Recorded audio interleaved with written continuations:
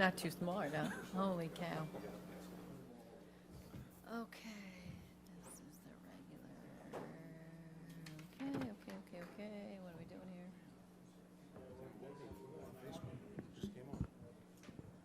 Just came on. Is Dennis here? Did I see Dennis come in? Oh, yes, okay. Okay, I think we're, got a minute or two. Am I on?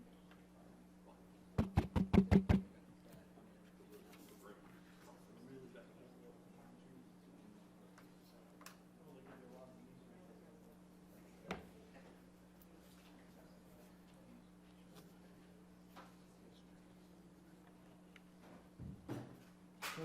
Who's that? Oh, Jimmy Dean. Oh, I know what you were talking about. Oh, I'm sorry. I'm like, who's?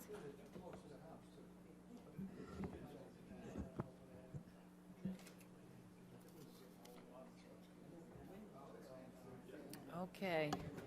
We're good, right? Yeah.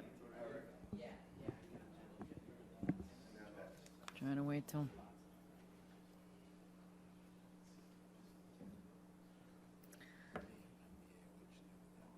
You went in? I didn't even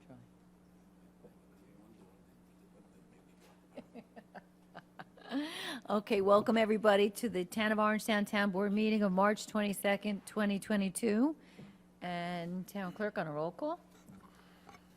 Councilman Tom Divany. Here. Councilman Paul Valentine. Here. Councilman Jerry Batari. Here. Councilman Brian Donahue. Here. Supervisor Teresa Kenny. Here. And for the Pledge of Allegiance, I don't know, you ready to stand up there and you're ready to do it? I don't want to. Pledge allegiance to the flag of the United States of America and to the republic for which it stands, one nation, under God, indivisible, with liberty and justice for all. Okay. So we have a few announcements. First, I'm just going to ad lib one about the St. Patrick's Day Parade. I want to just say, for those of you who were able to be there, it was a spectacular day.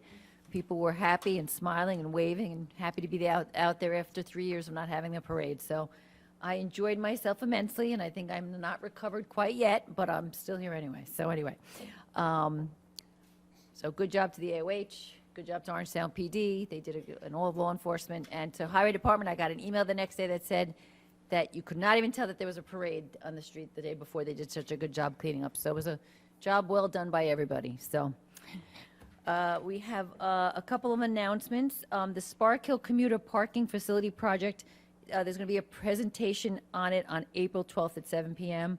This is something that's been talked about over the years, and so we're going to have a presentation on that. April 30th is one of everyone's favorite days, the paper shredding day, here at Town Hall. We just ask that you bring some non-perishable food. They collect it for people to people in the parking lot, and just there's some limited 3 boxes, no plastic bags, binders or plastics, and again, just bring a non-perishable food. And that's hosted by our own Rosanna Sfraga, our town clerk, and her sidekick, Joe Thomason. Okay, so we have our first proclamations for National Catholic Sisters Week. I'm going to read the just one. We have a couple names. I'm going to ask my deputy supervisor over there to have the honor of handing it out to these lovely women over here. So we have 4 of them. For Sister Michaela Connolly, Sister Mary Flood, Sister Mary Murray, and Sister Eileen Gannon. So I'm going to read one. Whereas National Catholic Sisters Week was established in 2014 as part of the National Women's History Month and to raise awareness of the vital contributions of women religious. And whereas this week provides a unique opportunity to honor and thank those women in the religious community from a variety of congregations who have served faithfully and are an integral part of American history. And whereas women religious serve in a variety of ministries, including but not limited to education, social services, and the healthcare profession. And whereas they also serve as tireless advocates on behalf of everyone's basic human rights to a quality of life that is consistent with their beliefs and social teaching rooted in the sacredness and dignity of human life. Whereas the town of Orangetown is extremely fortunate to serve as home to the Dominican Sisters of Blauvelt and Dominican Sisters of Spark Hill. And in Rocklin County, we honor the Sisters of Life, Sisters of Christian Doctrine, Franciscan Sisters of Peace, Sisters of Charity of New York, Sisters of St. Zita, and Sisters Servants of Mary Immaculate. And whereas it is most appropriate that this week be set aside to recognize and highlight the contributions these women have made and continue to make to our society, now, therefore, I, Teresa M. Kenny, Supervisor of the Town of Orangetown, on behalf of the entire Town Board, take this occasion to publicly and formally proclaim March 8th to the 14th, 2022, National Catholic Sisters Week in the Town of Orangetown. So, I'm going to...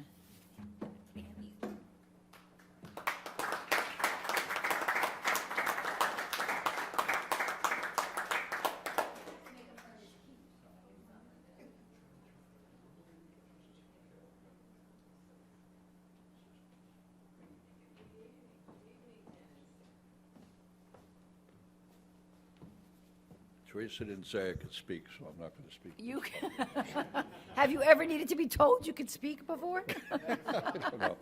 All right, this first one's for Sister Michaela Conley, who did such a great job at St. Margaret's through the years. She took care of my family. You were a great parishioner.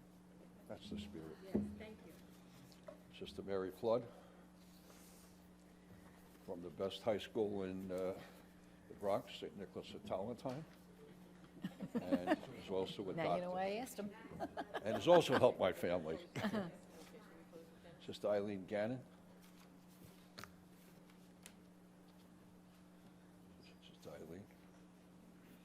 And then finally, Sister Mary Murray. Were you at St. Helena's? Sister Eileen Gannon was at St. Helena's, took care of my brother-in-law, which was not an easy deal either.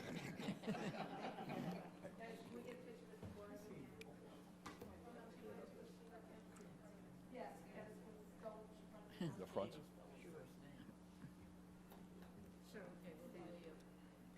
Follow him, okay.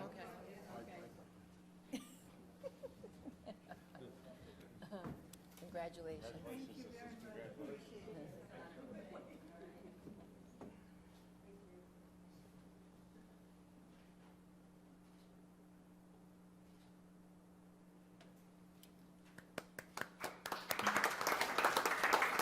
If any of you would like to say anything, you're more than welcome to say something, if anyone wants to say anything.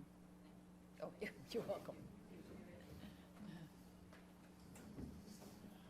I just want to say on behalf of all the sisters in serving here, we're so grateful to serve here, to be a part of this wonderful community.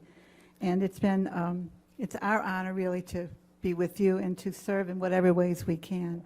So thank you. Our sisters love being in this area, and we hope to stay for a long, long time. So thanks very much for the honor. It's much appreciated.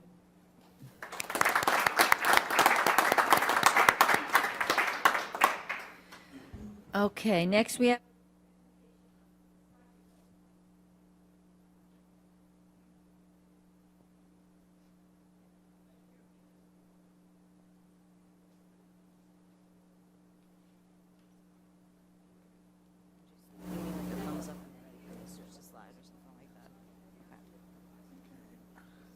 Thank you for having us tonight. I'm here with Kimberly Bowden, Crisis Counselor from New York Project Hope, as well as my supervisor, Crystal Perez from New York Project Hope. My name's Sean English. I'm a Crisis Counselor, and I appreciate you allowing us to speak tonight. Thank you. So what we're going to talk about is how Project Hope is helping the community cope with COVID-19. So we're going to go through the slides here and talk about how we're helping the community cope with the pandemic and the different ways that we're doing that.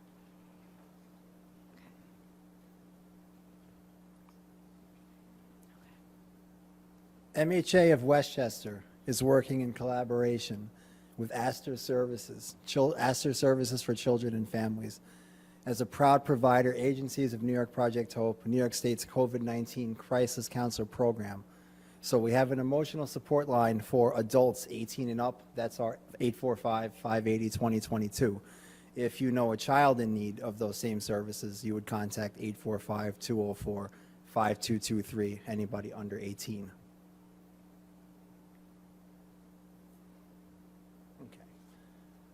So what we do at Project Hope, we help out with emotional support, education, information, and linkage.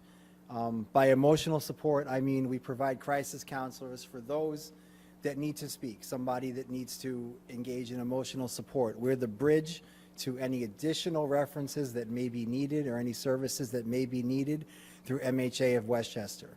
We engage in educating the public. Where can you get vaccinated? We attempt to debunk some of the misinformation that's floating around, et cetera, which ties into the information. And additionally, we will be the link to those services as needed. The crisis counselor will engage in 3 to 5 sessions, either via phone, Skype, Zoom, et cetera, to help with those situations. And our flyers presented, and there are some out on the table for after if anybody would like to take. Some of Project Hope's priorities: emotional support, positive coping skills to manage anxiety and stress. I can tell you that me personally, I love writing poetry. It's something that helps get me through walks, long drives, positive things to keep our head afloat. Coping with self-blame and regret, we all do it. You know, we blame ourselves for loss and tragedy, but it's not always the case. And outside referrals to mental health services as needed through MHA Westchester. Everyday tips to cope.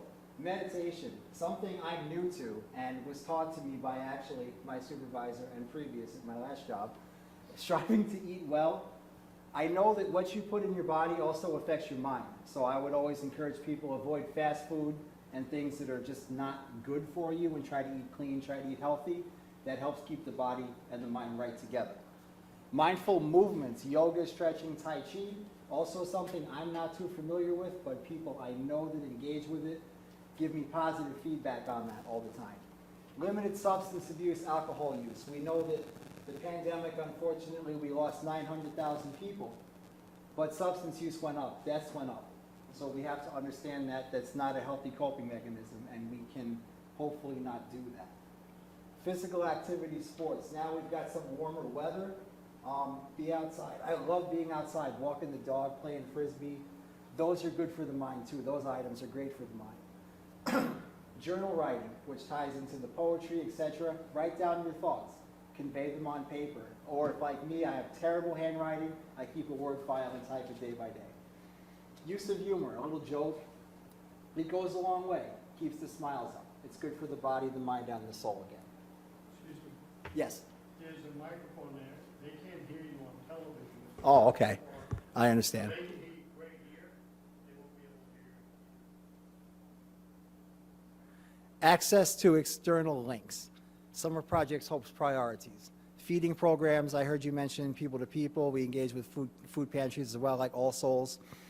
Financial assistance, immigration assistance, employment assistance, and education based on COVID-19 vaccine concerns. So there's 3 additional ways, like I said, to engage and help. You can call the emotional support line. The 844 number is the national number we use in Rocklin County. The number on the flyer, 845-580-2022. And we also have wellness groups via Zoom, which I can provide the links for those. They're every Thursday, topics rotating, always Q&A, always open for questions, and again, fully anonymous. And a provider directory to find the necessary providers you may need through MHA Westchester.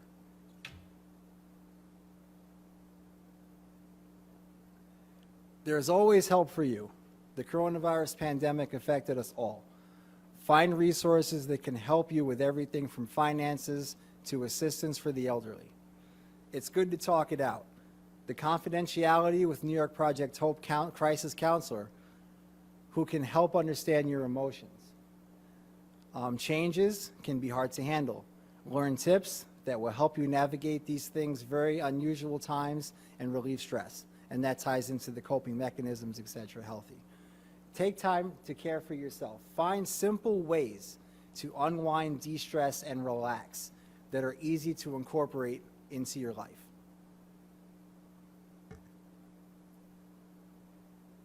New York Project Hope helps New Yorkers understand their reactions and emotions during COVID-19. Our services, again, are always confidential, anonymous, and free. Always, always, always. We have emotional support helpline, educational materials, trusted referrals, and local provider agencies, all dedicated to helping you manage and cope with the changes brought on by COVID-19. Talk with someone who is trained, knowledgeable, and never judges. Sometimes it's helpful to talk to someone you don't know. If you're not up for talking, check out the articles on the site, our website, www.projecthope.org, to learn a few relaxation techniques for a few new coping tips.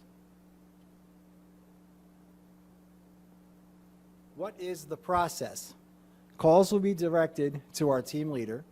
Calls will then be assigned to a crisis counselor within 24 to 48 business hours. So if you call on a Monday, you will hear from somebody by Wednesday. Initial calls with the crisis counselor will provide emotional support. Individuals will convey needs and concerns to the assigned crisis counselor, who can then provide informational resources throughout the community. Crisis counselors will provide a list of secondary referral sources if needed during the follow-up visits and calls. Our services are available in English, Yiddish, Creole, as well as other translation services as needed. You can explore the website. You can explore the website or by going to NewYorkProjectHope.org. We'll pop that up. And the QR code. It's not a hyperlink. No, that won't work. So it's, NewYorkProjectHope.org. And you can contact us via this website, NewYorkProjectHope.org, or through the Crisis Counselor Emotional Help Support Line, 845-580-2022. And we are on the major social medias, LinkedIn, Facebook, Instagram, and Twitter. We all thank you very much for allowing us the time today. Thank you for Allison as well for giving us the 411 on the program. We appreciate it. And if anybody has any questions, we'll be available for a while, or you can call us directly. Thank you for your time. Thank you guys so much.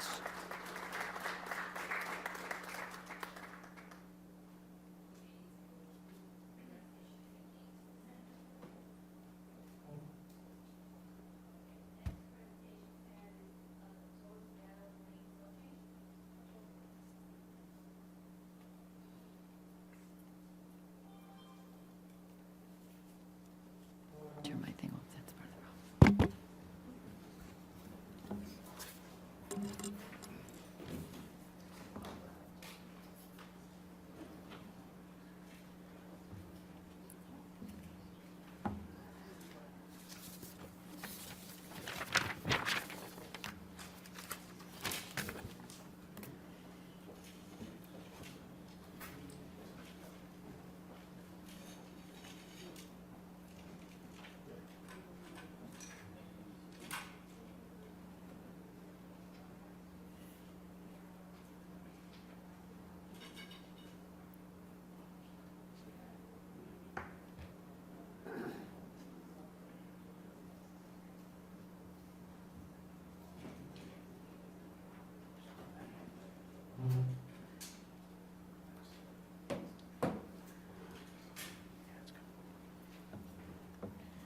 Good evening, Madam Chair, members of the board. My name is Lino Sciaretta, partner with the law firm Blakely, Platt & Schmidt on behalf of Toll Brothers. With me this evening, we have my partner Brian Quinn, also Ken DeGennaro from Brooker Engineering, and from Toll Brothers in the back, I'll introduce them. We have Greg Otis, if you could raise your hand, Kevin Moses, and Bob Dowd. So first of all, thank you for having us this evening. Just by way of background, we're here tonight basically coming back to you all from a referral from the planning board on this proposed project. Just to give a little background, I know there's some new members on the board, but back in December of 2020, we submitted a proposed zone petition to your board. That petition was for a zone change to zone a portion of Gatto from an R40, which is currently zoned, to an R15, and so that we can utilize the PAC, Planned Adult Community Overlay, over this project. What Toll Brothers is proposing is a 40-unit townhome development, which will consist hopefully of 36 two-bedroom units and 4 three-bedroom units. Procedurally, again, we filed our petition in December of 2020. We had amended it in January of 2021. Your board, actually, after we filed the petition, we actually we had a community outreach with the neighbors at the Knights of Columbus after we submitted the petition. We also appeared before your board on the referral because under your code, that petition has to get referred to the planning board for a report and recommendation with respect to the zone change. We went to the planning board, gave a presentation. The planning board in turn back in September, this is on September 22nd of last year, sent the memo back to your board with 7 points with respect to this proposed project. Kenny DeGennaro from Brooker prepared a written response, which we submitted to your board addressing those 7 comments. And we're here tonight just to entertain any discussion of that letter or the comment from the planning board. Just procedurally, obviously, this is a zone petition. It is a discretionary act by your board. We're hoping that at some point when the board is ready, we'd like to have this scheduled for a public hearing with respect to the zone change for this project, which would allow us to proceed for site plan approval before the planning board for this project. So without further ado, if you wish, Madam Chair, members of the board, I have Ken DeGennaro if you'd like to go over briefly the site plan or any questions that your board may have with respect to the project. Yeah. Well, yeah. Allison, did we put in the backup the letter that we have on this? Do you know? Yeah, we got a letter from Brooker Engineering. Did you know it's in the backup? Okay. No, that's okay. We'll get it on the next time. Yeah, the letter is dated February 22nd, so if you don't have it, we'll get you another copy, but Yeah. we did submit it. So Kenny, if you just could go over the site plan? Yeah. Hello, everybody. My name is Ken DeGennaro. I'm a civil engineer for the project. And the parcel is located on the north side of Gatto Lane. It's 10 acres. We prepared a concept plan really for zoning purposes. It's not a detailed site plan with respect to engineering. But the key elements of the plan are that the site is undeveloped, it's wooded, it has a moderate slope, there's no wetlands or floodplains or steep slopes or other site encumbrances that you often see with parcels before planning boards. Key aspect of the plan is that the development is clustered and concentrated in the center of the site. There are 100-foot setbacks for the buildings and 50-foot buffers along all of the property lines. So the proposed project maintains the buffer and setback requirements. We also note that the zone change with respect from the R40 to the R15 is consistent with the residential development to the east, which is also developed as R15. During the planning board review period, substantial comments were generated from Bruce Peters from Orangetown DEME and Jim Dean from Orangetown Highway Department. Both had concerns with the existing road width of Gatto Lane from the property to North Highland Avenue. It's a narrower road. It's about 22 feet in width. Typical town standard for road width is 30 feet. So we did investigate making improvements to the existing road, and we can widen it to 30 feet to meet the typical town specs. And again, that would be reviewed by all offices and referral agencies as part of an application to the planning board. But that was something that was conveyed to us as being very important to see the project, move forward. And we definitely can achieve that with respect to our proposed plan. So other than that, again, it's 10 acres. We're proposing 40 units. We meet the density of the PAC zone. And if there's any other questions with respect to the site plan for myself, or Lino, or Brian, or for Toll Brothers, we'd love to hear them. Oh, and also during the planning board review period, traffic study was presented to the town by Mike Galante, PE, and it was reviewed by the town's traffic consultant, AKRF, and the conclusion was the amount of traffic generated, since this was adult housing, would be similar or less than the amount of traffic generated by an R40 development. That was, again, prepared by Toll's traffic consultant and reviewed and concurred with by the town's traffic consultant, AKRF. Just a quick question. There's 40 units, and what was the breakdown in terms of bedrooms for 36? Yeah, and for, It meets the town requirement, and 36 two-bedroom units. Two-bedroom, And okay. 4 three-bedroom. And the 4 three-bedroom is actually right from the PAC zoning itself. That's what we're allowed to build as part of the PAC zone for that. Okay, and Project. what are the price points on those units? The price points at this point haven't been established, but it's whatever the market Rough. will bear at that point. Okay. You know, we'll quite a ways to that with respect to that point, but, you know, Toll Brothers has been around since 1967, and I'm sure you're all familiar with the projects, but they've been doing this a long time. And in terms of the Toll Brothers type of product and housing, this is actually a modest project considering it's 40 units. I mean, they've done substantially more with respect to housing in other parts in the Hudson Valley. So this is a modest project of 40 units. No. Are these for sale or for rent? For sale. Sale. And that was Bob Dowd, so for the record. Is there any amenities? There- Pool, clubhouse? No pools, but it's more passive, as we stated in our letter, it's more passive recreation, such said as, we plan to have a gazebo, walking paths, barbecue areas and patios, but no pool. Yeah, there's no plan for a pool with respect to this project. so I think the question that comes to mind is that, you know, it's over 55, and as someone who's officially there, what's the need for 3 bedrooms? I think that's the thing that most people get hung up on. Like, why don't you just either have a couple ones or leave them all 2s? Again, it's something we could discuss, and the only reason we have 3 bedrooms, because under the PAC zone, that's what the percentage that we're allowed to have Right, under but with he needs his respect to own that change. density. So You that's allowed it, something- but you need his own change, so it's Right. like, it's, you know. But that's something we can discuss and revisit. I'm not sure if we're went into that, but it looks like we're not, so, but But maybe if we- that's just a breakdown based on what the PAC zoning Can we says. do, you know, Yeah. Another question. Maybe we have to look So at that, the right. project or the property is going to be backing up against residential houses, correct? Correct.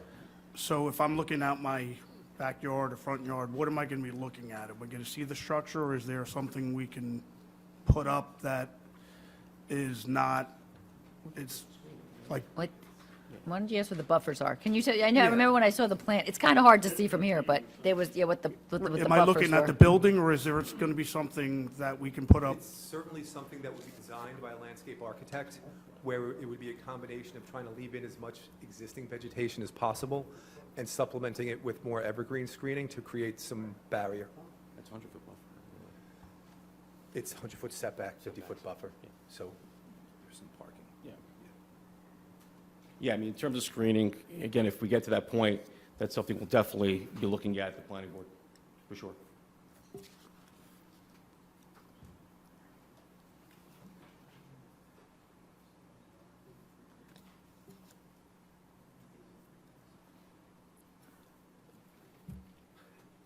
Anybody?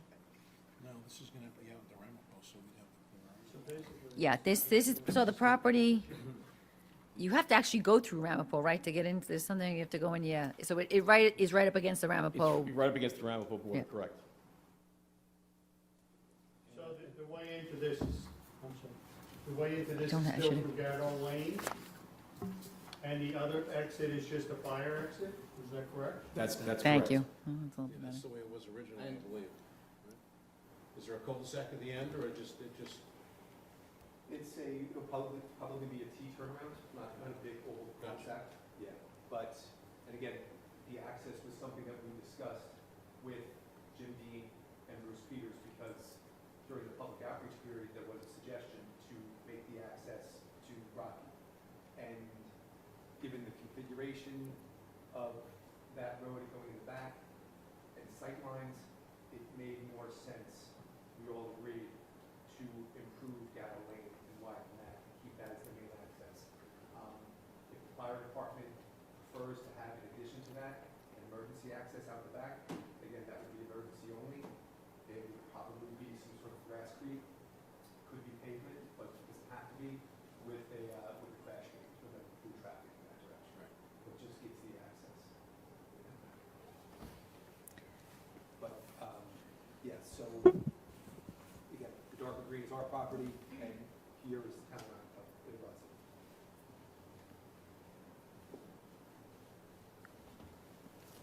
question. Did you work out all the issues with the neighbors and the encroachments? I know one of the meetings, they were people that, I guess there was swing sets on the. Good memory, that's exactly right. I So remember, I do remember it. Yeah, people were very Yeah. crazy. we haven't yet, because again, at this point, we're still at the preliminary stage for the zone change, but ultimately, if we were to go forward, that's something we're just going to have to address. Okay. But good memory on that point. None of our work is anywhere near any of the encroachments. No, I figured, yeah. Would actually be in the buffer. Right. So I think it becomes more of a legal issue if we continue to remain as Right, is. right, But the detail will have to be. right. And the plan still is to widen the width of Gatto Lane to 30 feet? Yes. What is it right now, do you guys know? 22 feet. Got it. So more like a country road. All right. So, 22, 23 feet. Okay. But and speaking with Mr. Dean, there was an incident, where I think a tree fell. Quite honestly, it impeded access. So this would be an improvement to the existing road community. Just a question for the board, and maybe I'll ask council. We submitted the petition, and I don't know if it was sent out for GML. I'm not sure if it wasn't. Okay. That's something, hopefully, again, if we get to that point, we'd ask that that be circulated at some point. Thank you. I'm good. Okay, Thank you. okay, thank you. What's that? We can discuss it. Yeah, I mean, Well, I just think, procedurally addressing what Mr. Sharetta brought up. The petition is here. If the board is interested, we would set it for the scheduling of a public hearing, and in that resolution, we would circulate it to county planning and all the various departments for their review, including town planning board again. Because I guess one of the questions is, did you make some changes based upon the comments? I'm assuming. Yeah, with respect to Gatto, we did, but so that we can do. Again, like you said, Rob, we're really looking at this point just to move the ball forward and hopefully get see, I it have a problem started. with the 3 bedrooms though, so I don't, But can't that be addressed after I the don't know, public that's- hearing? After we hear? It can. So, and again, that's, Or- I just spoke to our clients, and, we're amenable to modifying that number. And again, that's something, since it's such a small modification, given the count where we are, that's something we can address during the public hearing process. Right. Well, there's no vote on it tonight, so, we again, would just be setting the public hearing. everybody can, we're not even doing that Oh, tonight. we're setting it That up would for, be on the 12th. If you're interested in setting a public hearing, it'll be on on the 12th, there'll be a resolution ready to To set set the it for date. another time. and you would send it out for GML on the Correct, night? right. Okay. Mm-hmm. That's, So how? Thank you. If we want modification, I'm sorry, if we want modifications to the plan, such as taking out the 3 bedrooms or whatever else, less units, something like that, when does that have to happen? That can happen after the public hearing before we vote on anything, up to the last minute, correct? Yes, or you can tell them now, I'd rather you don't have 3 bedrooms, or, I'd rather you don't have 3 bedrooms. we hear you loud and clear. and they can had react noticed. accordingly. We hear you loud and clear. And in terms of the number of units, again, same thing. If you're ready to comment on the number now, you can. If you want to wait until the public hearing, you can do that as well. And this is obviously rudimentary plans. You'll get more detailed Yes, plans. we're going to need Yeah. more details. Okay, very good, thank you. Thank you all very much. Okay, thank you. Okay. Well, Rob, can I follow up with you about Okay, so we're going to go into our workshop. We have number 3 is reappointing members to the Senior Citizen Committee, the Orangetown Senior Citizen Committee, and we have our liaison, Deputy Supervisor Dennis Troy. Number 4, reappoint Orangetown Parks and Rec Development Advisory Committee for a 1-year term. Number 5, install wounded combat veteran parking signs. Jerry, you're up. Okay. This is something that a good friend of mine has seen in his travels at various places through different states. Being that we are a military town in history, as well as a number of people, we just thought we'd put something like this up, different spaces throughout the town, Spoke with Paul Valentine, who's the golf committee. We thought we'd put one at the golf course, Blue Hill Golf Course. Talking with Eric, maybe one here at Town Hall and then one at Veterans Park. But I know that there's a couple of wounded veterans that I know, and they have plates, and it would be just another way of saying thank you for your service. So this is it. Very nice. Okay, so that's number 5. Number 6, authorize acceptance of the bids for the Town Hall addition project. Rob, do you have anything to say on that? It's in the resolution for the most part. It's awarding the 4 separate bids The next page, to right. the different trades. There was, and it's in the resolution, there was a bidder on the general construction that was lower, but within 3 days of the bid, Yeah. they withdrew, and again, statutorily, they can do that. So we, myself and Jane and Eamon and Eric and Jeff all interviewed all of these bidders and found them to be responsible and asked the board to do the same. So these are the numbers. Okay, and he, there's a bid bond on this, so if they back out or something, the town gets to keep it? Right, I mean, we're awarding the bid. We have no reason to think Yeah, I'm just anybody worried would about what's not take happening it. in the But, world. right, they all submitted bid bonds. If somebody decided not to They go would through lose with the one. project, they've submitted a bid bond, so we Okay. would have a right to go after the bond. I'm not saying, we'd have a right to go after it, yeah, if they did that. But I don't anticipate that. It's, No, I'm Again, just in everybody's- light of what's happening, you know. well, yeah, yes. Whatever, okay, we're going to think optimistically. Okay, number 7, acknowledgement of the Nyack Joint Fire District, South Nyack Properties. This is related to the dissolution, and I guess something we were told we needed to do.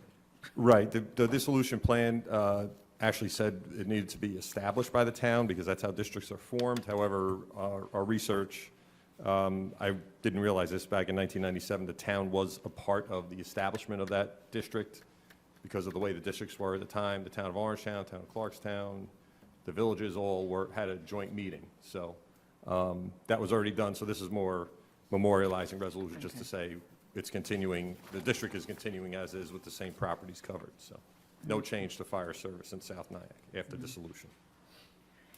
Okay. Approve and authorize establishment of the South Nyack Legacy Account. Again, this is, we're going to have to open up a separate bank account, and that's where their funds are going to go and pay their related debt out of that account. So I don't know if it's any more than that. Jeff, you have anything to say, or no? It's just, that's basically it. Our slush fund. No, I'm only kidding. Just kidding. Okay, number 9, accept, receive, and file the drainage easement. This is the property on Sunset Road in Blauvelt. This has to do with a project, right, for flooding issues? Right, there were several easements when that development originally came about, and there was no easement with respect to this particular property. So we've been working with the homeowner, and he has provided the appropriate documentation. Again, Jim Dean and Eamon or Riley are aware of this and recommend acceptance. Again, there's a pipe there, drainage from basically the entire subdivision kind of heads in that direction and keeps going. So in order to address flooding issues, the town needed an easement over the property. Right. Number 10, approval of 2022 certificate of sewer registrations. 11, approve the compressed 10-hour week for the employees of the Orangetown Highway Department from April 4 to October 14, 2022. This is an annual thing. Accept with regret the retirement of James Michael Dillon from the Highway Department as a maintenance supervisor 2 after 37 years. So he had a good run here.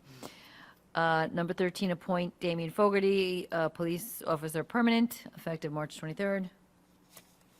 Approve lend assistance to the 2022 commemoration of the 80th anniversary of the Baton Death March for Saturday, April 9th.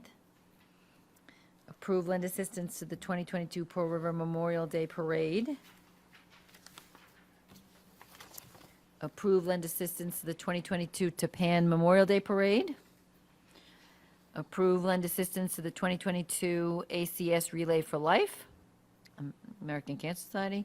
That's being held on June 11th from 10 to 12. Am I reading it right? Number 18, appoint Sean Hayes to grounds worker, grade 9, effective April 4th, 2022, in the Office of Parks and Recreation.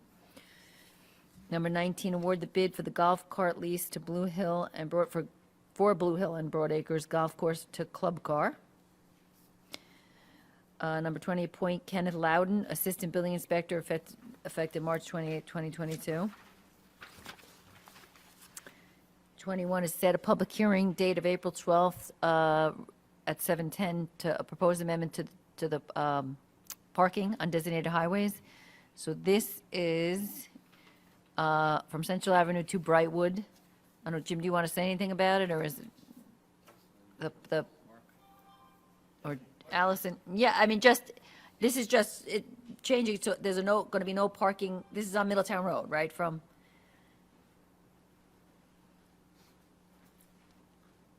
Yes, this is the area that's under construction now. Right. And with the reconfiguration, there will be no parking on either side of the road from Brightwood to the traffic signal at Central Avenue.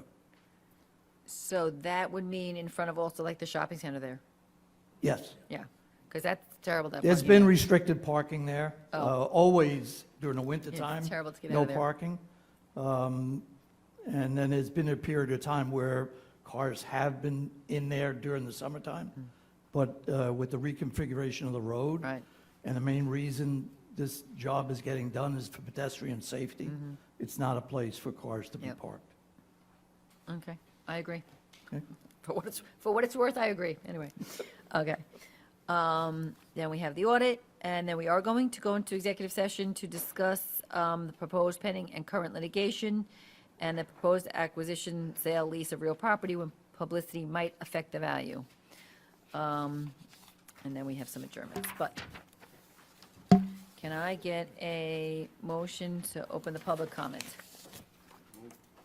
Jerry moved, second, all in favor? Aye. Okay. The first one we have to speak is Eileen Larkin. Don't know what that says. Good evening, members of the board. At the March 8th, 2022 Town Board meeting, I raised the issue about the $22 million bond for a new town hall being passed via a virtual meeting on Monday, March 7th. I did not object to a new town hall, let me get that clear. My concern was that an issue like that was done virtually. In fact, this week, you held another virtual meeting to review the latest comprehensive plan that is going to be before the public, I believe, in April. And no one was allowed to say anything during that meeting. These issues are of interest to residents, as the school board and the town board bonds will result in about a 3% property tax input going forward into 2023. The comp plan will result in the ideas or proposals for Orangetown, as it will suggest new zoning. All of Orangetown will be affected in one way or another as a result of this new comp plan. And I hope people will show up at the next public meeting. If not, you get the government you didn't show up for. There exists in the minds of certain individuals who have been involved with Orangetown government that less input from residents is best. Slowly, we believe we will lose interest in showing up at meetings. A win-win for those behind a shadow government. Tonight's agenda is loaded with very important issues, and I hope the TV audience is there watching and listening. I looked at the plans. You said they were outside last week, Teresa, and Bob pointed out to me tonight that they were out there, and I looked at them. And it's an interesting concept. because I'm wondering what kind of design future is it? Is it modern? Is it mid-century? There's no Greek columns, there's no, I didn't see any real details. I see the plans, but I don't see any embellishment of the plans, and hopefully they will be, when the building is built, that we will be very proud of the, there should be a rendering of the plan. Maybe the architect could bring a rendering of the plan, because we're spending $22 million, and today, there's a lot of ways to, if you watch all the programs on TV about home improvements, et cetera, I think the public should know what design concept he has in mind for us as we go as we go forward into the future of the world. The other thing was, I wanted to know whether or not the dissolution of the village of South Nyack, will the town of Orangetown incur any of the costs or outstanding debts that the village has? They are going to be, the residents in South Nyack are still responsible for the outstanding debt? Yep. Okay. All right, thank you. That was that, I'm that was the sorry. resolution. I read the resolution, and it's a so- little, Yeah, yeah. you know, for the average person like me to. Yeah. If you've been watching, that's the controversy right down there is about they're selling the buildings, that's to pay off their debt. And so it's people upset with some of the zone changes because they think they're trying to get every dollar out of the buildings and, but yeah, because it stays with them, so they have a reason to, you know. Allison, is any of the plans or any stuff on the website for the new town hall? Yeah. Beyond what we have out there? I mean, some of it's very hard to look at. I've looked at their like architectural plans. I don't even know what I'm looking at, but. Right. The inside, we don't have the full, okay. Right. I look at those things, I don't know what I'm looking at, okay. Next one is Kathy Kelly.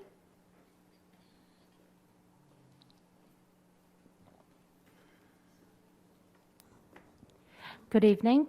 It's been a while. How's everyone? Good Good. to see you. Oh, thank you. So, good evening, Supervisor Kenny, to the town board. I'm actually here to say thank you, believe it or not, for approving the American Cancer Society Rocklin Relay for Life, which is happening on June 11th at Central Avenue Field from noon until midnight. It's important that we understand what the Relay for Life is here in our town. We work with the American Cancer Society to have a local presence of support for everyone in our community who are currently fighting cancer.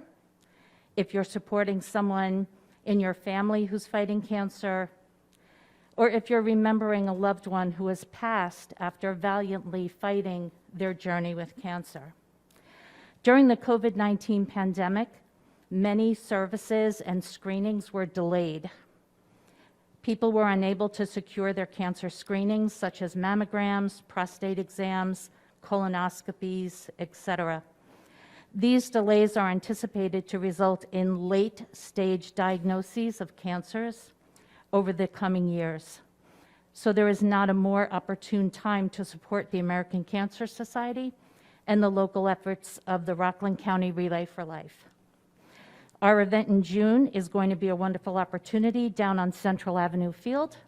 It's a walk, so you just come, walk around the track. It's great for exercise. Get people to support you in your walking around so we can raise some funds so that we can continue to allow members of our society that are underinsured, uninsured, to be able to access these very important screenings. So I want to thank the town board, Supervisor Kenny, the Parks and Rec Department, the Pearl River School District, the Orangetown Police Department, the Highway Department, all agencies who have been so generous with their resources and their time to help us put on this event. So stay well, everyone. Thank you. Thanks, Kathy. Next, I have Laura Steinberger.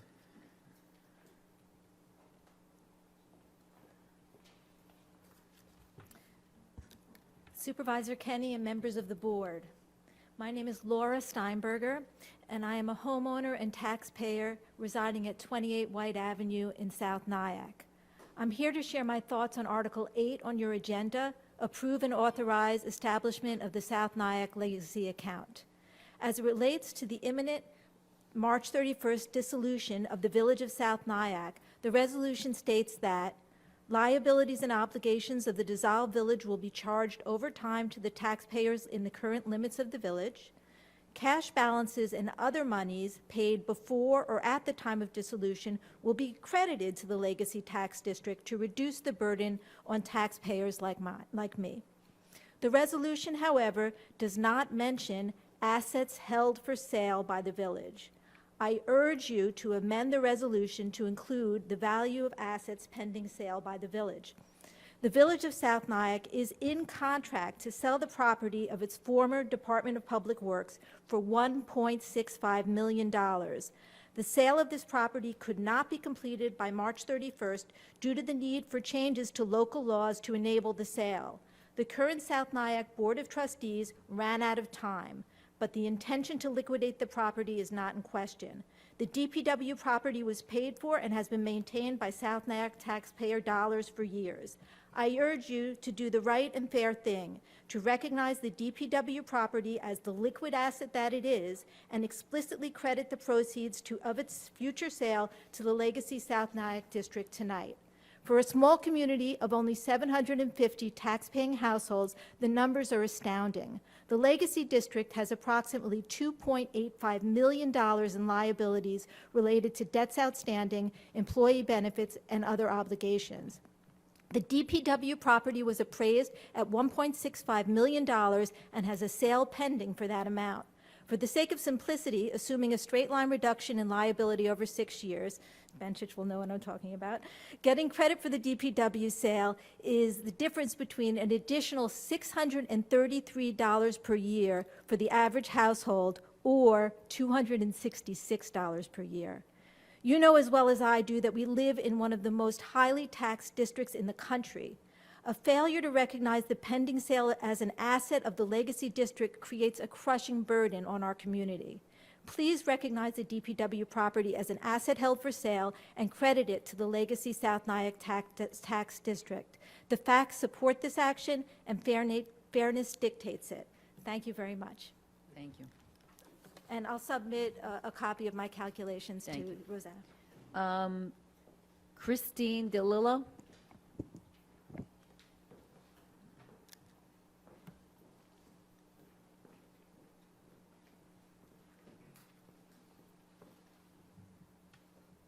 So it's kind of following what she just put forth, but a little bit different.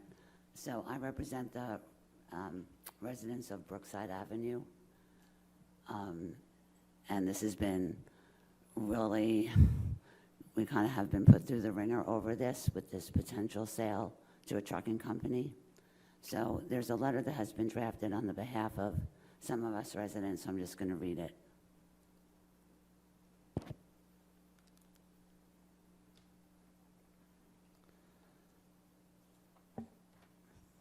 So as we are approaching 3/31, please take into consideration the residents of Brookside Avenue who have been opposed to the sale of the DPW and the adjacent parking lot to a trucking company.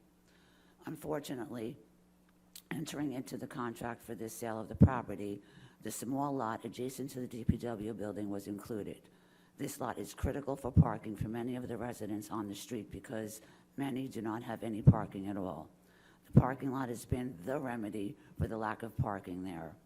The sale would have meant that 26 cars would need to park elsewhere, and even if overnight parking alone was permitted, that's just too many extra cars, making it dangerous or impossible for emergency vehicles and difficult for snow plowing. These 26 parking spots have always been with an additional wait list. And as you're aware,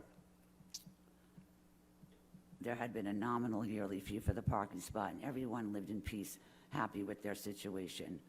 We are extremely concerned about the potential zone change. Although the DPW had been in operation on Brookside Avenue, they were there for the people, mindful of the Brookside residents, with limited hours, and were very well respected.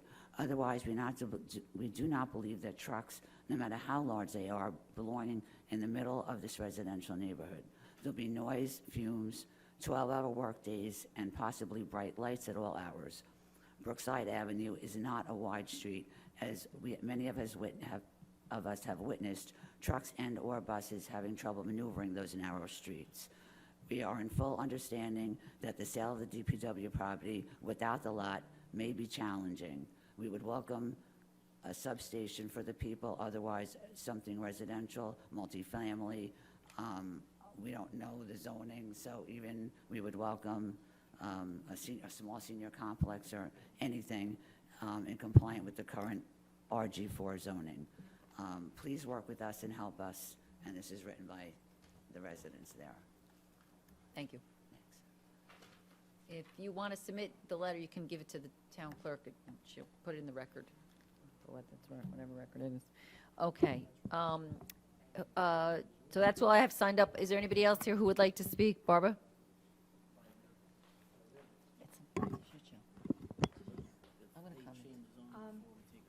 I wanted to say thank you to Eileen Larkin for expressing kind of how I and other people feel about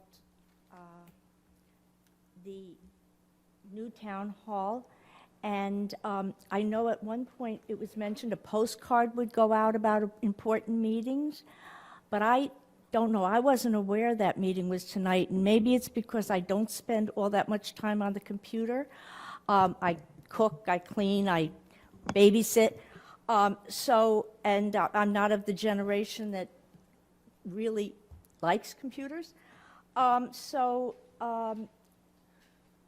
then the other thing that I hear from people, as I was walking around getting petitions, I brought a picture of the new town hall, and I had asked about the tax increase that would go along with it. And nobody really liked the fact of the degree it was going to increase taxes. And then they would shrug their shoulders and say, they don't care about us. They don't listen to us anyway. They're going to do what they want to do. And I thought that was sad. I think and certainly this is not universal or across the board, but sometimes you do feel as though maybe the people sitting up there are a little higher up than you are, and it's demeaning to bend down and listen to us and our needs. So when Eileen was talking about, people are concerned about this. They're concerned about the property tax increases, and they're concerned. A couple people asked me, "Is there going to be a referendum?" And so I'm just passing that along as well. And then my last point on that is, looking at this, and it's kind of it's not my taste because I go for things a little more cozy and charming, but, I did hear some comments that are, that it's kind of a little bit fancy in the inside. And I wondered whether, I lost my place. I should have brought my glasses.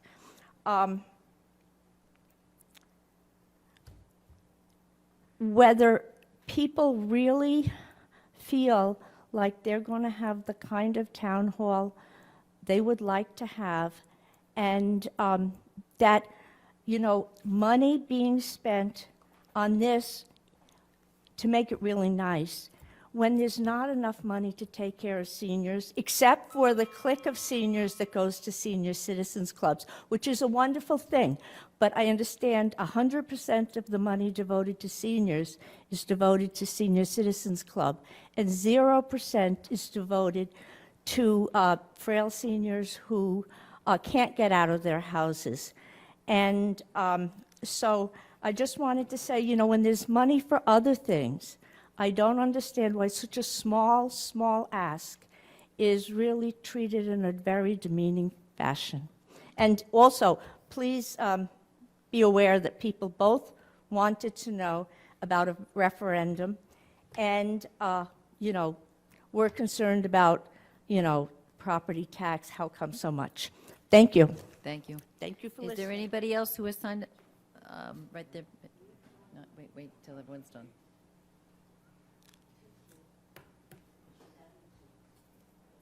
Hi, good evening. My name's Jennifer, and I'm from Gatto Lane.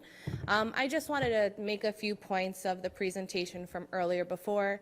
I know the gentlemen that were presenting, I think there was a question regarding the price point. I just want to bring that up, that I do remember it was between $750,000 to $800,000 for those homes. I also want to make the point that we keep saying that's a 55 and over community, there's not going to be much traffic. In 17 years, I'll be 55, and let me tell you, there's going to be more than one car in my house. There might be 3, there might be, actually, there's more than that now. But because they're 55 and older does not mean that they're not going to commute. They have to get to ShopRite or Wegmans or wherever. They're going to have more than one car. They're not dead. They're 55. Thank I you mean, for that. Okay, I appreciate it. it's not a nursing home. Another thing I wanted to just talk about was the traffic study. I know that they redid the traffic study as it was in front of my house. They did it on a Friday in October of last year.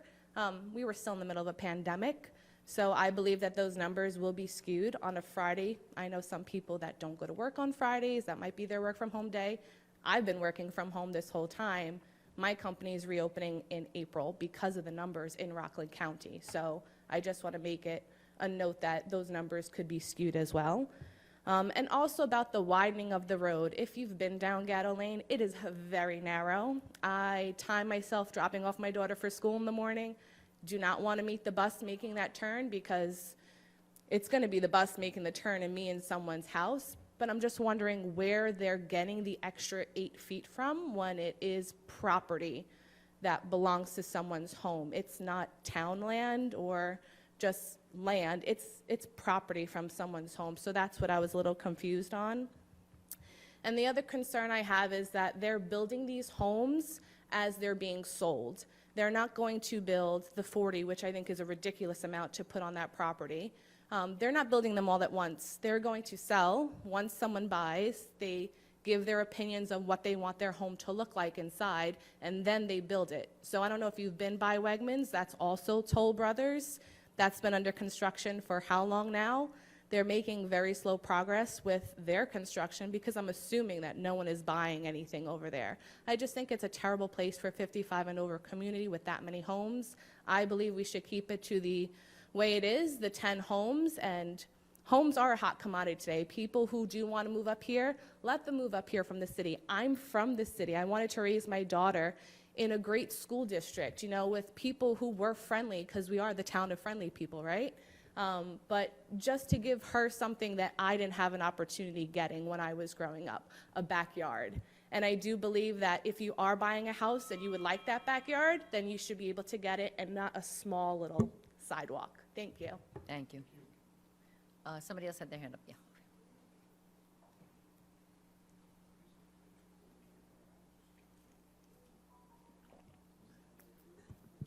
Good evening. My name is Robert Arturi. I've been living on Gatto Lane for 45 years. And Erica stole most of my thunder, by the way, because she brought up a lot of the things that I was going to bring. We've been through this once before, as you all know, 10 or 12 years ago, when they tried to get into down zone to build 4 houses per plot, which would be 40, instead of the 10 it's zoned for. But going forward, one of the things that I'd like to bring up is, if they're going to widen Gatto Lane, which is, as Erica says, awful right now, half of Gatto Lane coming in is Ramapo. Are they going to allow, is Ramapo going to allow widening by maybe 8 feet of that road? Because that's not our road, that's their road. Secondly, at the presentation for the planning board that we went to last time, 2 things really were finalized. Number one, there's no clubhouse, there's no swimming pool, walking paths to where? Okay? Parking, I guarantee you, like people have said, I'm over 55, I'm still working. There are plenty of people that are going to be still working, and maybe both in the household will still be working. Parking, if they have a party, I think at the planning board they said there was space for, it was a space for 10 cars that weren't tenants, where's everybody else going to park? On Gatto Lane? On North Highland Avenue? And the one thing that stuck out in my mind and that I will leave you with is that the view in my mind of the planning board is this is nothing more than high-density housing. We don't need that in Pearl River. We don't need that. We have plenty of housing going up for senior citizens, okay? But more importantly, look what it's doing to the environment. And also the traffic study in COVID, please. So I want you to take it to your heart and understand where we're coming from. I understand they're going to put a buffer up, they're going to have pretty trees and stuff. That's great, but by the same token, it's not going to be the same type of life that we joined up for when we bought these homes. And we ask you to remember that. You've all got homes. If somebody was trying to, quote-unquote, invade your property, you'd be as upset as we are. It's not that we don't like these people, but sell the land for what it was zoned for. You want to put 10 homes up there? Go right ahead. That's fine. But 40, I don't understand it. I really don't. Thank you for your time. Thank you. Is anybody else want to speak that did not have a chance to speak? Nope. We're good? Motion closed? Tom Divany, second. Hold on, we're going to close, and you can say whatever your heart says. We're going to close the public portion. So Brian seconds to close. He's itching to talk, so yes. Brian, all in favor? Aye. Okay. Go ahead, Brian. Put the timer on for Brian, though, okay? Go. I just wanted, just a rebuttal to what Barbara said. We all have kids, grandkids on this, all the board members. I mean, I ran to do this for the best interest of the town, not for personal reasons at all. Dennis has done this for 20-some-odd years, and you think it's been personal reasons. It's not. So I just want to be clear on that. And I think everyone here, I could probably speak for everyone, that we're doing it for the best interest of the town. And rebuttal to Eileen, I don't, this again, everyone knows that I'm new, but I think if we have, and maybe we could advertise it better, but if we have a Zoom call on a big topic, I would think it's easier to get a lot more input from our residents. I don't know if that's the case, but if I'm at work, I'm gonna, and I'm on Zoom, I'm gonna be able to see, you know, a meeting that I wouldn't be able to get in person. That's just my input. I don't know if that's true or not. I don't know. So I'm just gonna say that, again. Just a thought. It's so easy to say we don't want it. That's an easy thing to say. I don't want to bond it, I don't want it. But the question becomes, what are we gonna do? Because it's not fair to the people that work in this building. And I worked in this basement for 20-something years. When I get cancer, you're gonna get sued. This building, we can't stay here anymore. The roof, and it's not me, you know, Eric will tell you. I mean, when I said it, I'm not kidding. I do have photos of 5 buckets out there, one in here during the last ice storm. It's going to go, and then we're going to be faced with hundreds of thousands of dollars to fix a roof on this thing. The HVAC system. I mean, this is not, again, this is not me. This is the professionals telling me that if that's the answer, no, we don't want to build a new town hall, what are we doing? We've talked about moving up to the Blue Hill Plaza, renting space there. But again, the previous town board and 2 supervisors went through this process. I mean, again, when I came in, they probably had close to $1 million between architects and engineers and soil samples and surveys and, you know, everything was looked at. You know, for me to come in and say, oh, that we're not doing that, you know, it's too easy to say we don't want to do it. Then the question is, so what do we do then? Because you know, we're just throwing good money after bad. So, you know, we got to bite the bullet. Go ahead, Jeff, you want to say something? Yeah, I mean, just to augment your point, Teresa, we did look at Blue Hill and moving over there. And we did that about 5 or 6 years ago. The cost of rent was about $1.1 million a year. And we will have nothing, and those rates would have kept going up. Our cost to do this bond is about $900,000 debt service. So, you know, we did look at all the different options. This is the best and cheapest option. And this will provide for the town for the next 60, 70, 80 years. So, yes, it's a cost, but this building is 60 years old right No, that's not going, the other side's staying.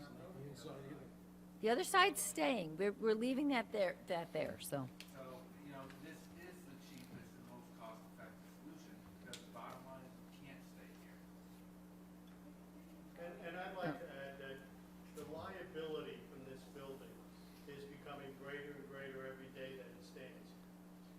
The front steps are being held up by wood. The concrete steps are being held up by wood. The facade is falling off the face of the building. We sink money every year into the air conditioning and heating system. And I don't know if you can tell, but it's hot as heck in here tonight. They can't control it. It just runs, it's not energy efficient.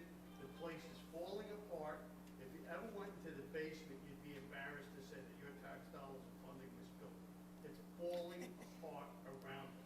The building needs to be replaced.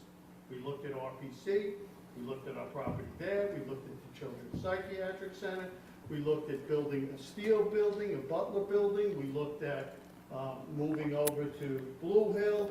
We took all the options, we had cost analysis on every one. This isn't a decision that was made lightly or on one Zoom meeting. This decision has been going on for years. Started with Andy Stewart, it went 2 terms with Andy Stewart, it went through Chris, and now it's with Teresa. We're at the point that something needs to be done, because the liability of one person get hurt will outweigh what we're gonna pay for the new building. So it has to be done. It's not something that was done haphazardly, it wasn't something that was done. This property on Gatto. What you said, this property? Yeah, property on Gatto Lane. We had the land, but we didn't. Okay, we really can't, no, Barbara, you had your chance, we can't. You guys had your 3 minutes, the board members now get to respond. No. So here is the plan, we are staying here. They're going to put a temporary parking lot back here. The new building is gonna be, if you came out of the police station doors right now, they're going to build the town hall section there. We're gonna stay here, and then when that's done, we're gonna move in there, and they're gonna tear this down. And that's why it was the most cost effective. We're not buying any more property, we're staying here while it's being constructed. I mean, again, this was a really thorough analysis. And, weighed in the factors that the building department's gonna come up here, and we can, get rid of maintenance in that building. And so, again, it was well thought out, it's going on for years, and unfortunately, at some point, you gotta bite the bullet. Okay, we're gonna stop. We're gonna stop. This is No, long overdue. We're stopping. 35, 40 years ago, 40 years ago, I worked in the police department, and I dressed on pallets because water was coming in the walls. When a resident has an old house, we don't get the option to just go build a new one. Okay, that's it. Okay, Barbara, you had your say, we gotta move on. Okay, so, does anybody else want to say anything? Okay. I'm gonna move on. Well, I just wanted to get back to let's talk about the legacy account. Yeah, I was gonna comment on it line next. I just wanted to talk about the legacy account. So Rob, I'm gonna have you join in after I say what I want to say. So they're in contract right now, that's what I'm being told, for 1.6 million. They're not gonna be able to finish this by the time they dissolve the village.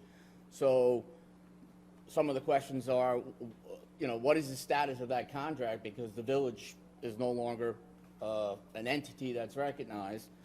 And more importantly, it was brought up that there are zone changes that are needed.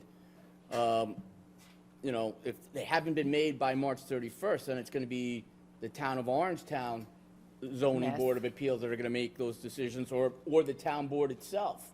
So maybe, Rob, you can address some of these items right now. Can I just, before we get there, this process started, 2 years ago? And this board, members of this, Dennis Troy, myself, we were on meetings, 8 a.m., mornings, they sat on different committees, what to do, and I don't know whether the town board, the village board thought it wasn't really gonna happen, but they didn't really seem to wake up until about October of last year.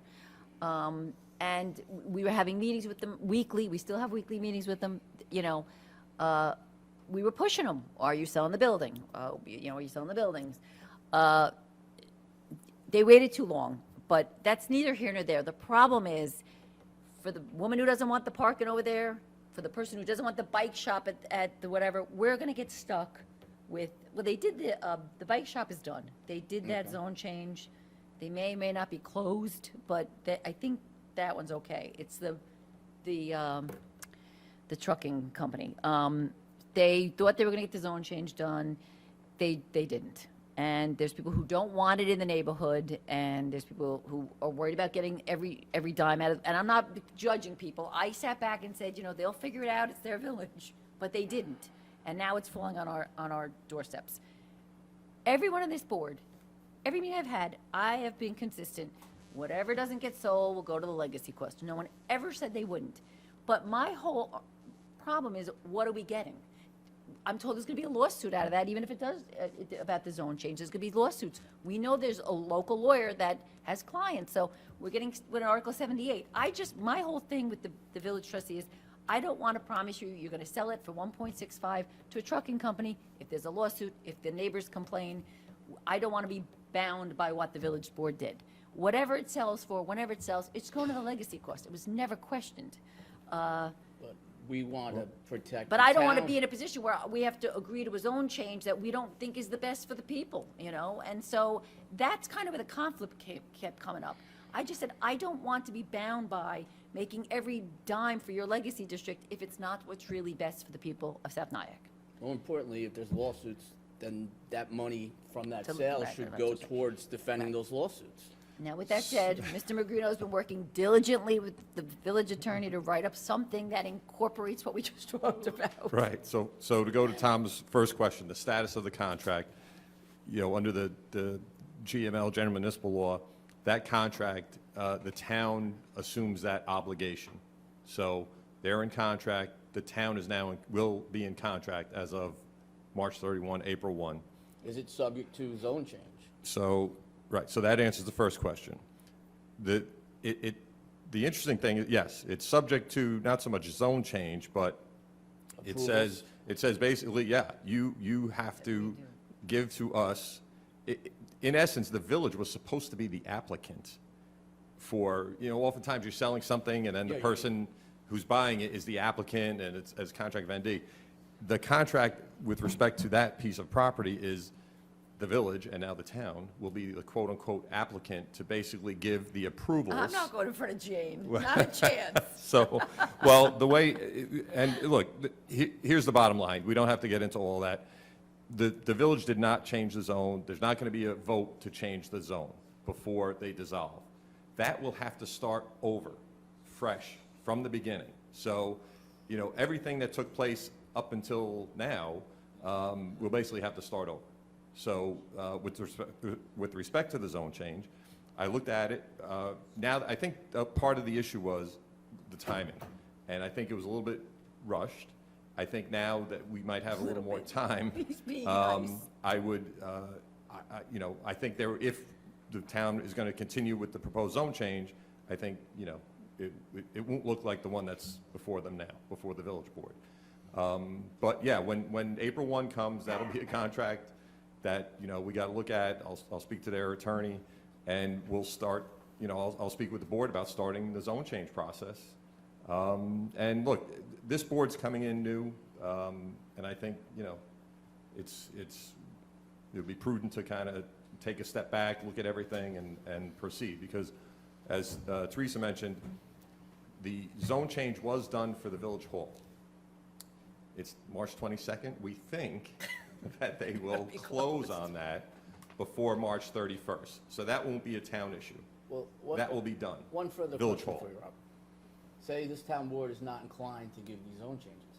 So then we are going to be, what is the status of that property going to be? Are we going to be like a fiduciary for the town of the village of South Nyack to sell it? The town, Yes. look, yeah, the town, That's it will what be, we're saying. it will be town property at that point. And That what will- Teresa is discussing is, let's say this sale goes through in May.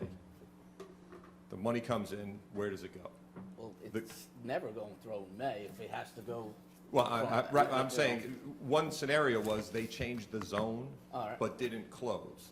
But, which meant maybe May was possible. That's not gonna happen. But, Today's the 22nd? right, but similar to the Village Hall, you know, that may be ready to close, you know, April 10th instead of March 31st. So that one's closer. Okay. So that's different.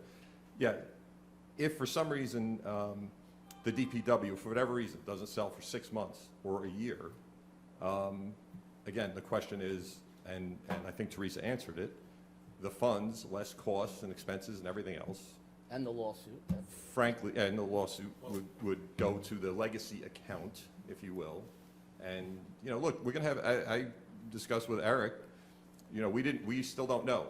Village Hall, April 1st it's possible, Eric is responsible for Village Hall and has to make sure. They're having a garage sale this weekend. And the police department will have to, you know, that's a I'm town, kidding you. that's a town property as of April 1 if it doesn't close. If it closes, we don't have that. So DPW will be a town building as of April 1. Or town responsibility as of April 1. How about the firehouse? Is that going to be It done? looks like the firehouse will be Transferred. transferred to the fire district before April 1. Okay. Is the village Looks in like it. contract with the trucking company to Yes. buy that? Yes, Yeah. the village So is, what happens to that contract if the zone change falls through? And are we liable? well, then we the would- sale wouldn't go through. I mean, sale look, wouldn't go through. And then we own the building. the purchaser wouldn't wouldn't own have the to go building. We own through. it, It but would we would just have be- to try and resell it. We would try to resell it for the benefit of the village. That's You know, my again, whole I- thing, is I- I didn't want to be Right. bound by What making it What a... about their contract? That- Then Do we'd we- have to do come, we have we'd to- have to come do we into have- contract. No, No, I don't think so. It's town property. settle down. I mean, we could talk about it since Yes. it's Yeah, okay. legal. I'm just wondering, the contract that's there, The town of Orangetown will be in contract as of It's April just 1. as if it's We're South a Nile. party to So that if contract. it's contingent April on 1. his own change and don't get it, the buyer can walk. Takes his money and goes away, and then we have this property that we have to sell and either make it a trucking company again, or, and if they have a contract and don't want to walk, well, are we breaking the contract? I guess is what I'm no, asking. no, We're because not. it's Okay, contingent okay, upon his own okay. change, but we're not obligated to make Okay, that zone okay. change. Thank I you. won't get into the details, yeah. No, we really, we can't, just because we have to stick to our. I just want to yeah. go back on one. Just so everybody's aware, there was a cost analysis done on what it would be to fix this building as opposed to build a new building. I guess she doesn't want to listen. There was a cost analysis done on what it would cost to fix this building as opposed to build a new building and keep the building, for the building department down there, which is also falling apart. And it's full of all kinds of bad stuff, as is this building full of all kinds of bad stuff. And it was more expensive in the long run and the short run to keep this town hall, not bring everybody together, than it was to build a new town hall. So every aspect was looked at for years. We had every analysis possibly done. And in construction, sometimes you go into a house and it's not worth fixing the house. You gotta tear it down, because it's cheaper to build new than it is to repair old. That's what's going on here. It's cheaper to tear it down than it is to build, to try to fix it. Okay, then we think we've beat that point pretty well. I mean, I voted against it because I just thought that the alternatives, Paul thinks they were covered in full. I thought that, I'm not saying Paul, but some members of the board had already decided from the get-go that we were going to replace Town Hall. I think Paul looked at the numbers. Paul knew that, and we've talked about it. I don't agree with it. I'm not going to start a fight, but it is what it is. No, sorry, we can't take, we closed the public comment, so there's no more public comment. Okay, does anybody who's, and you good? Everybody's good? Okay, so we're going to move on to vote on our items here. Okay, number 3, reappoint the Orangetown Senior Citizen Committee for a 1-year term. The individuals listed there. Can I get a motion? I'll make a motion. Second? All in favor? Aye. Should we wait for Jerry? No? Okay. Okay, there you go. That was pretty, okay, number 4, okay, reappoint, yeah, these are not, reappoint the Orangetown Parks and Recreation Development Advisory Committee for a 1-year term. Motion? I'll make a motion. You know you're the liaison, right? I know. Okay. I know. Brian? I'll second it. Okay, Thank you. all in favor? Aye. Number 5, establish and install, oh, perfect timing. Establish and install the wounded combat veteran parking signs. Moved. Jerry moved. And I'll second. Well, all in favor? Aye. Authorize acceptance of the bids of the Town Hall Addition project. Do we need a roll call? Do you want to do roll, do you need to do a roll call? I don't, Yeah. You have to do a motion, do a roll call? I think you should do a motion to pass this resolution. Oh, and I then do make the a roll call. motion to Okay. pass the resolution. Okay, okay, I'll second. okay. Can I get a roll call? Okay, roll call. Councilman Tom Tiffany, No. Councilman Paul Valentine, Yes. Councilman Jerry Vitari, Yes. Councilman Brian Donahue, Yes. Supervisor Teresa Kenny. Yes. Okay, number 7, right? Acknowledgement of the Nyack Joint Fire District for the South Nyack properties. Motion? Moved. Tom? Tom, Jerry, second. All in favor? Aye. Okay, 8, approve and authorize the establishment of the South Nyack Legacy Account. You want that one through? Jerry moved it, I'll second it. All in favor? Aye. Aye. Slush one.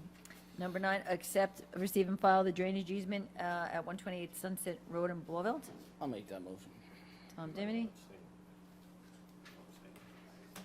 Oh, Second.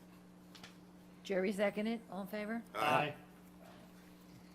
Number 10, approval of the 2022 Certificate of Sewer Registrations.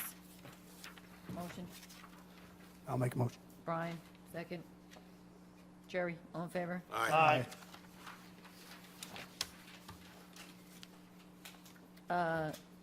Number 11, approve the compressed 10-hour work week for employees of the Orangetown Highway Department from April 4th to October 14th, 2022. Motion, Move. Jerry Vitari, second. Second. Tom Dimony, all in favor? Aye. Accept or regret the retirement of James Michael Dillon from the Highway Department effective March 31st, 2022. Moved. Tom Divany, second. Paul Valentine, all in favor? Aye. Appoint Damian Fogarty to position of police officer, permanent, effective March 23rd, 2022. I'll make a Jerry motion. Vitari, second. Brian Donahue, all in favor? Aye. Approve, lend assistance to the 2022 commemoration of the 80th anniversary of the Baton Death March on Saturday, April 9th. Moved. Tom Divany, second. I'll second it. Paul Valentine, all in favor? Aye. Approve, lend assistance to the 2022 Pearl River Memorial Day Parade. Motion? I'll motion. Jerry Vitari, second. Oh, I think I got backwards. Brian moved. Yep. Brian I did. moved, Jerry seconded, all in favor? Aye. Approve, lend assistance to the 2022 Tappan Memorial Day Parade. Moved. Tom Divany, second. Paul Valentine, all in favor? Aye. Approve, lend assistance to the 2022 American Cancer Society Relay for Life in Pearl River. I'll make a motion. Okay, Paul Valentine, second. Jerry Vitari, all in favor? Aye. Appoint Sean Hayes to the position of grounds worker, grade 9, effective April 4th, 2022, in Parks and Rec. I'll make a motion. Brian Donahue, second. Yep. Jerry Vitari, all in favor? Aye. Award the golf cart lease at Blue Hill and Broadacres to Club Car. Moved. Tom Divany, second. Paul Valentine, all in favor? Aye. Appoint Kenneth Loudon to the position of Assistant Building Inspector, effective March 28th, 2022. Motion? Moved. Tom Divany, second. Paul Valentine, all in favor? Aye. Everyone's so shy tonight. Set the public hearing date for April 12th of 2022 to change the no parking on designated roads in the town. Moved. Second. I'll second that. Brian Donahue, all in favor? Aye. Thanks. On the audit?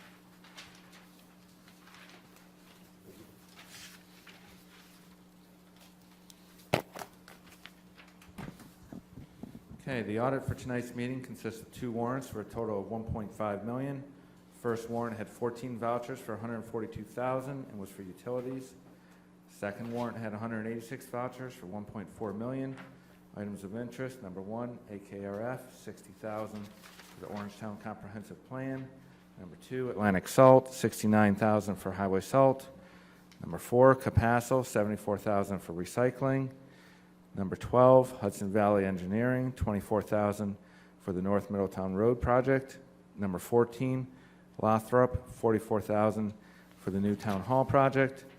Number 16, NIPA, $21,000 for the streetlight project. Number 17, Department of Civil Service, $800,000 for healthcare benefits. And number 18, Reiner Pump Systems, $34,000 for sludge pump repairs. Any questions on the audit? I have a question, it's just number 20, actuarial services. Yeah, that's part of our audit. They have to do the lifetime Oh, OPEB for the, estimates. okay. Gotcha. Okay. Yeah, what's 22, Village of South Nyack, Village buy their salt? We did buy their salt. We didn't have to buy their salt. We bought it at last year's last year's salt prices. Should have waited for the garage sale. Okay. Okay. Okay, motion to accept the audit? Tom Dimony, second. I'll second. No one has. I'm getting a whiplash to both. Paul Valentine, all in favor? Aye. Okay, so like I said, we're going to executive session. We do have 2 adjournments of significance, I hate to say that, but we have Thomas Butterworth, he's retired NYPD and brother of our Orangetown Chief of Police, Donald Butterworth. And of course, we all know we lost Kevin Nolte. He was the Orange Chief of Police here from 1997 to 2019. So we're going to adjourn in their memory. So motion to go into executive session. I'll make a motion. Brian Donahue, second. Second. Jerry Batari, all in favor? Aye.